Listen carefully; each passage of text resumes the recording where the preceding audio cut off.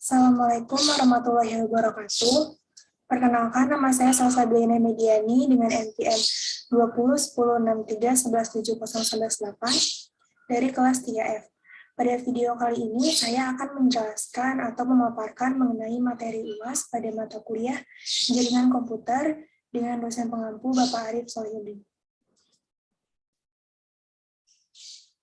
Nah, berikut ada beberapa pembahasan yang akan saya jelaskan pada video kali ini. Yang pertama itu urutan kabel straight dan cross, fungsi dari keduanya. Yang kedua, jenis-jenis keamanan jaringan nirkabel. Yang ketiga, macam-macam sistem operasi jaringan. Ini masuk ke pembahasan yang pertama, yaitu kabel straight dan cross, urutan dan fungsi dari keduanya.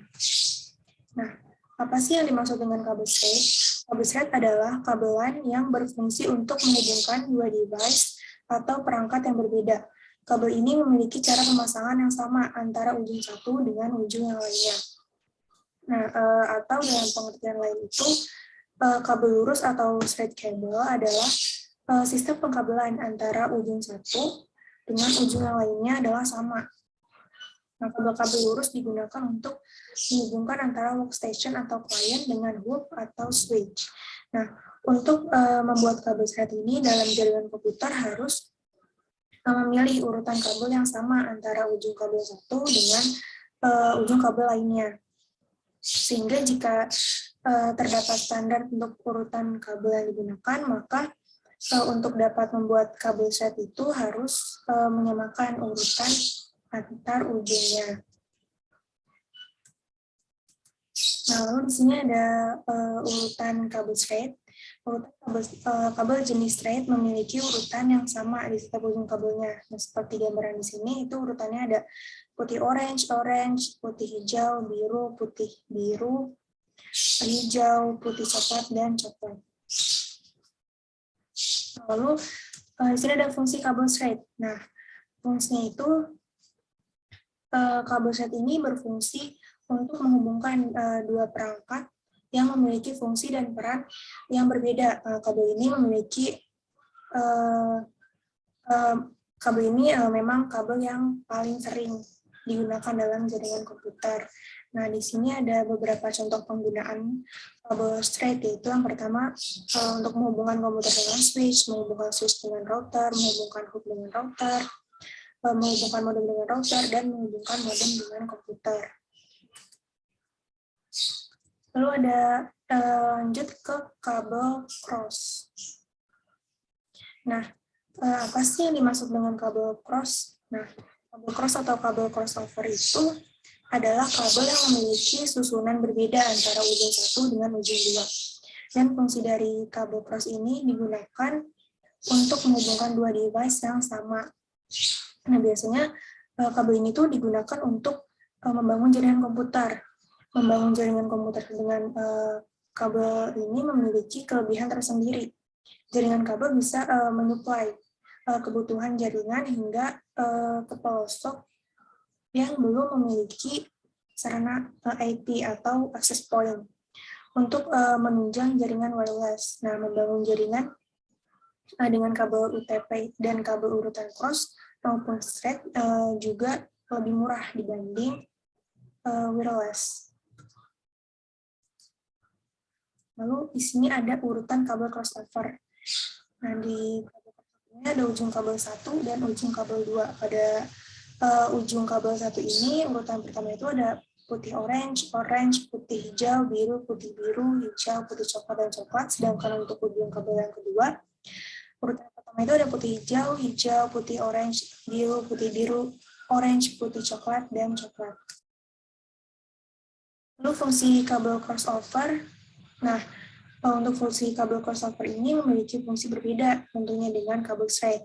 Nah, selain itu, urutan kabel jenis cross dan straight juga berbeda. Kabel cross digunakan untuk menghubungkan dua jenis perangkat yang sama, sedangkan seperti komputer ke komputer atau switch ke switch, sedangkan urutan kabel straight untuk menghubungkan dua perangkat yang berbeda seperti komputer dengan switch. Nah, di sini juga ada contoh penggunaan kabel crossover, yaitu untuk menghubungkan dua buah komputer secara langsung, menghubungkan dua buah switch, menghubungkan dua buah hub, menghubungkan switch dengan hub, maupun menghubungkan komputer dengan router. Nah, jadi memahami perbedaan kabel urutan cross dan shard ini sangat penting jika ingin membangun suatu jaringan komputer. Nah, memasang kabel UTP ke konektor RJ45 dengan urutan cross dan shard juga membutuhkan ketelitian yang tinggi. Jika asal-asalan, bisa jadi kabel UTP tidak bisa digunakan dan harus mengulangi proses pemasangan kabel UTP lagi dan lagi. Nah, lalu masuk ke pembahasan yang kedua, itu ada jenis keamanan jaringan kabel. Nah, sebelum masuk ke jenis-jenisnya, di sini saya akan menjelaskan sedikit mengenai pengertian keamanan jaringan kabel. Yang pertama ini ada keamanan jaringan. Keamanan jaringan adalah kegiatan monitoring dan memproteksi jaringan komputer untuk mencegah penyalahgunaan sumber daya yang tidak sah. Sedangkan jaringan nirkabel adalah sebuah jaringan yang mana media transmisinya tidak menggunakan kabel, melainkan menggunakan gelombang elektromagnetik sebagai penghubung untuk komunikasinya. Lalu ini ada lalu masuk ke jenis keamanan jaringan kabel, itu ada 6. Yang pertama itu ada Wide Equivalent Privacy, yang kedua ada Wi-Fi Protected Access, yang ketiga ada Wi-Fi Protected Access 2, yang keempat Wi-Fi Protected Access Pre-Share Key, yang kelima Wi-Fi Protected Access 2, Pre-Share Key, dan yang terakhir itu ada MAC. Lalu masuk pembahasan yang pertama ini ada Wide Equivalent Privacy, atau WEP ini juga disebut dengan Shared Key Authentication. WEP atau Shared Key Authentication merupakan metode pengamanan dengan menggunakan inskripsi kunci yang dimasukkan ke klien maupun ke access point. Kunci atau kata sandi harus cocok dengan kata sandi yang diberikan access point ke klien. Nah, singkatnya, keamanan WEP atau Shared Key Authentication yaitu klien harus memasukkan kata sandi atau password authentication yang telah ditentukan oleh access point untuk dapat terhubung ke jaringan. Yang kedua, itu ada Wi-Fi Protected Access. Wi-Fi Protected Access atau WPA merupakan jenis keamanan untuk melengkapi dari sistem keamanan WEP. WPA mengimplementasikan standar IEEE E802.11i. Nah, keamanan WPA ini didesain menggunakan PC yang berfungsi memberikan authentication server yang memberikan kunci pada masing-masing klien dari suatu jaringan kabel yang menggunakan access point sebagai media sentral komunikasi. Lalu pengamanan jaringan kabel menggunakan metode WPA harus memenuhi beberapa kebutuhan berikut.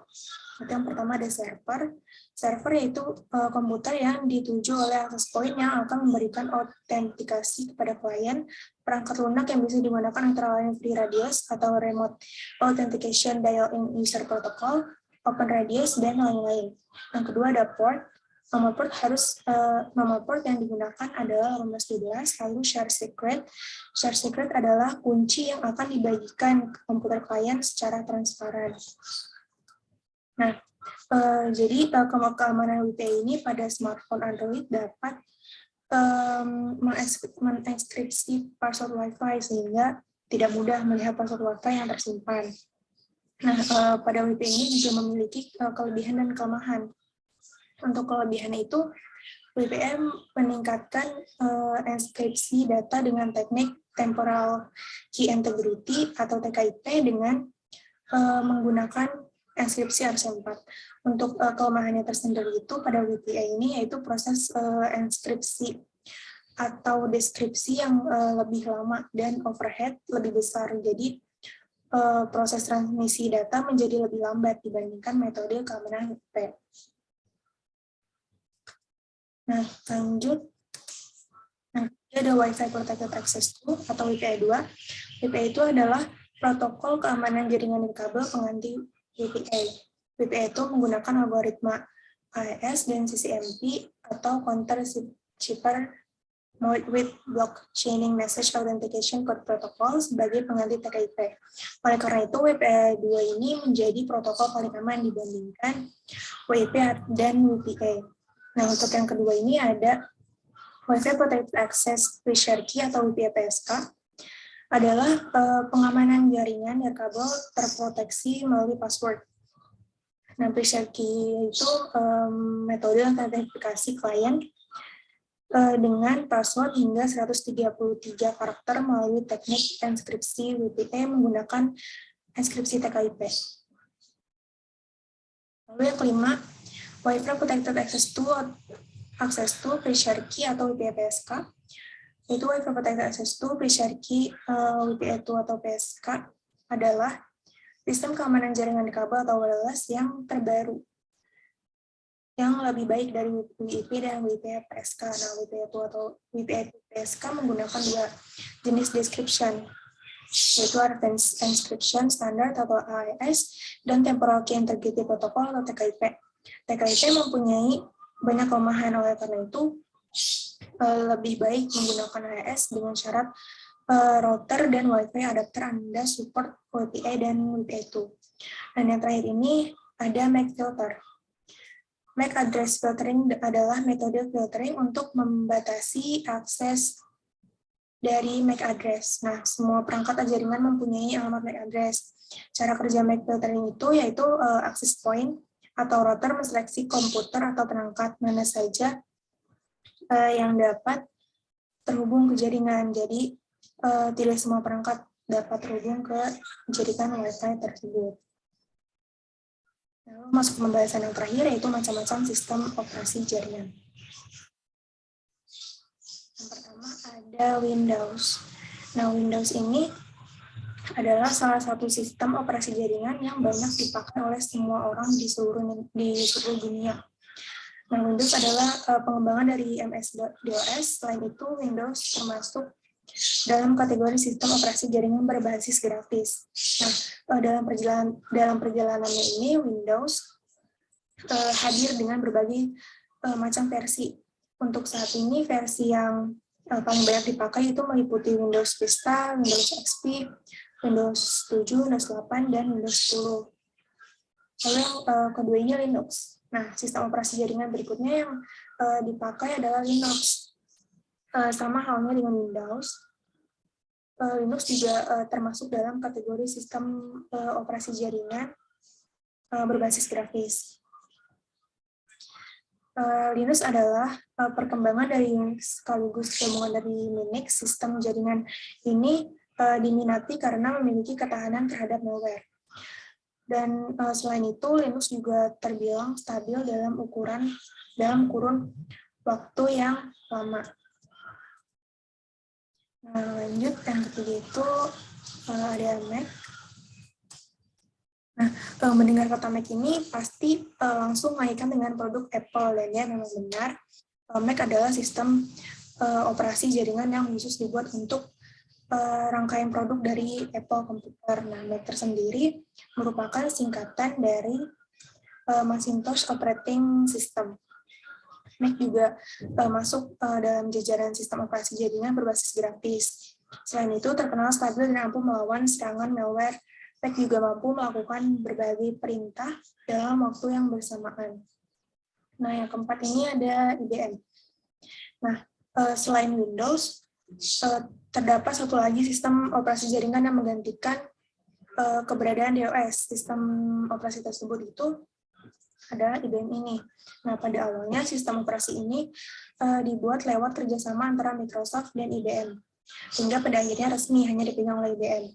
Sistem operasi IBM menggunakan kemampuan penuh dari mikroprosesor Intel 8980 yang memiliki modus proteksi yang dapat menjalankan perintah secara stimulan. Nah, namun sayangnya sistem operasi ini sudah tidak dapat dijumpai lagi karena pemakaiannya sudah dihentikan sejak tahun 2006. Lalu yang kelima ada Solaris. Nah, sistem operasi Unix merupakan cikal bakal dari sistem operasi lainnya yang ada pada saat ini. Salah satunya ini adalah sistem operasi Solaris. Sistem operasi ini dikelola oleh Sun Microsystem pada tahun 1992. Solaris adalah sistem operasi yang sifatnya open source, jadi siapapun dapat mengakses, mengubah kode, memodifikasi, dan menyebarkannya ke siapa saja. Walaupun sistem operasi ini dinilai stabil, namun peminatnya hanya sedikit. Lalu yang keenam ada FreeBSD. Selain Linux dan Solaris, masih ada satu lagi sistem operasi yang merupakan perkembangan dari Unix. Sistem operasi tersebut adalah FreeBSD ini. Nah, sistem operasi ini dibuat oleh David Greenman pada tahun 1993. FreeBSD beroperasi di atas Intel X6. Penggunaan sistem operasi ini dikhususkan untuk menyediakan berbagai software.